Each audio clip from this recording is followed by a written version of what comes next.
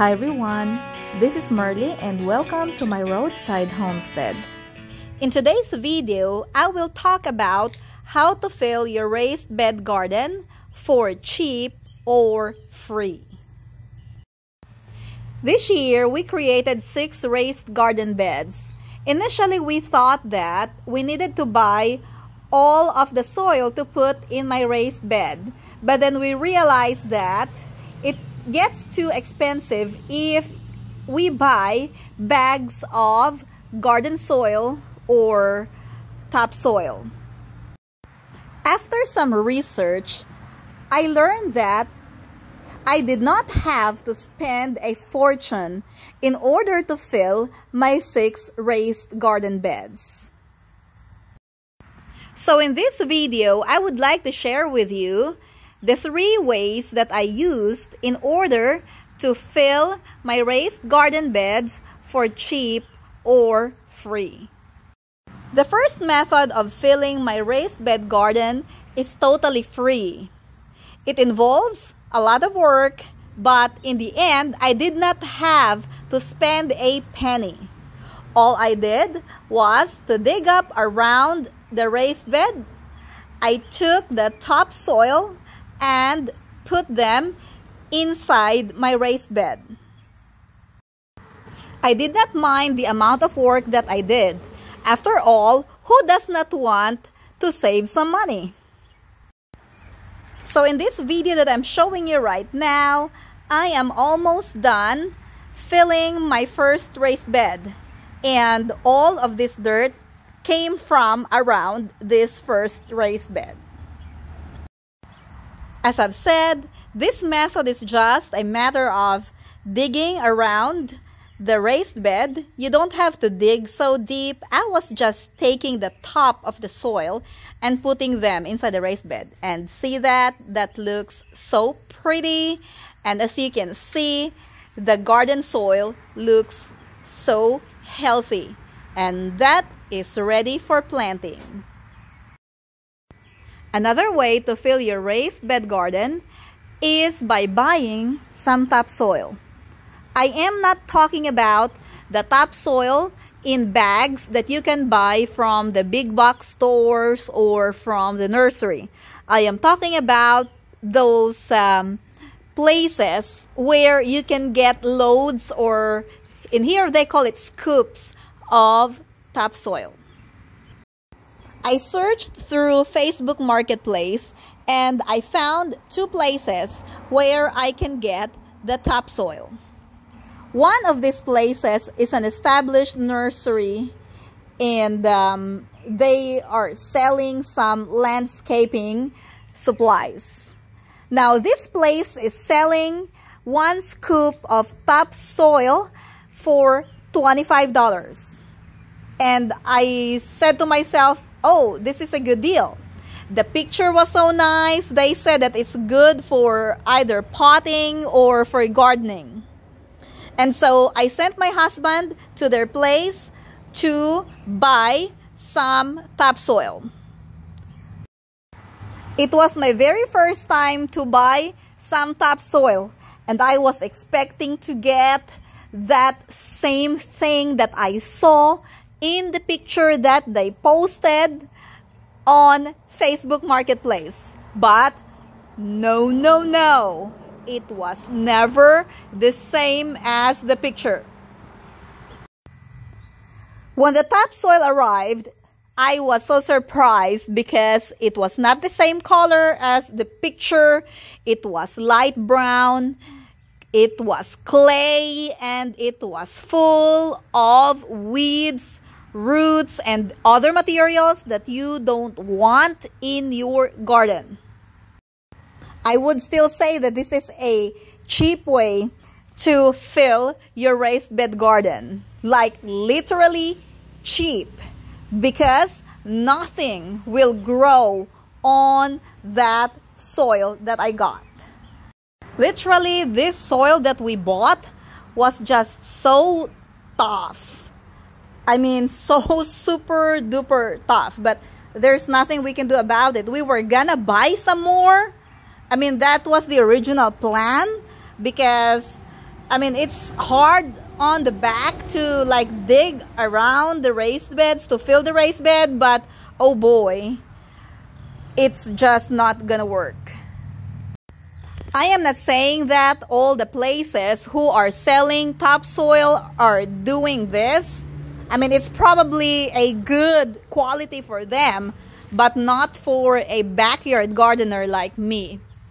So, well, anyway, what I'm trying to say is that before you buy your topsoil from anyone who's selling it online or wherever you want to get your topsoil from, it's a good idea to go and check, especially if you are sending someone to get it for you.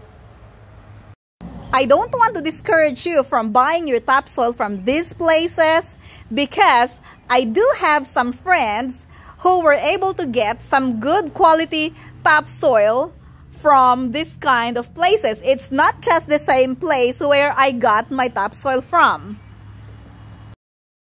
You might be wondering, how cheap is the cheap that I am talking about?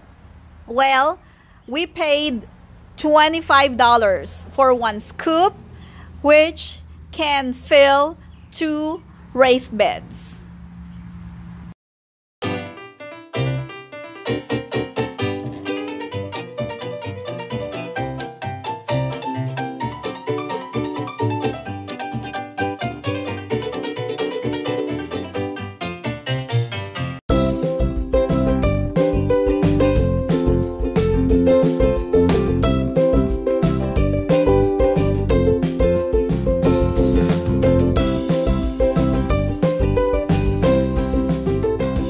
The third method of filling your raised bed, which I highly recommend, is some sort of a core gardening because it has so many benefits.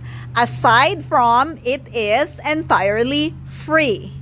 So what you do is you dig up a trench in the middle of your raised bed garden, and then you put some sticks, pieces of wood, organic materials. You can put some leaves, you can put some grass clippings, you can put some straw, you can put some compost or any other organic materials in the trench of your raised bed garden. So here I'm showing you the materials that I used. I don't have all of those materials that I mentioned, but if you have all of them, you can go ahead and put all of those materials in the trench in your raised bed garden. Now, after you put the materials in your raised bed, you will have to cover it up with the dirt. So you can just use your shovel and then you get the topsoil from around your raised bed and use that to cover all of the organic materials inside the raised bed. This method is called core gardening, which is a little bit similar to hugelkultur, but it's not really exactly the same because in hugelkultur you will have to make a mound, but here you just have to cover everything, so it's like flat whenever you're done making your raised bed. One of the benefits of this method of gardening is that these organic materials will hold on to the moisture so that you don't have to water your plants very often. Also, over time, these materials will decompose and will provide nutrients for your plants. When you're building your garden this way, make sure that you put the bigger pieces of wood or the bigger materials in the bottom, and then it gets smaller and smaller as you get to the top. So if you have some grass clippings, you can go ahead and put that on the very top of the pile of organic materials in the trench of your raised bed garden. After you have covered all of the organic materials with the dirt that you got from around your raised bed, you will have to make sure that you mix up all of the soil. You need to have a good amount of dirt above the surface of the pieces of wood and the grass clippings and etc. As you can see in here, I am almost done covering the wood with the dirt that I got from around my raised bed.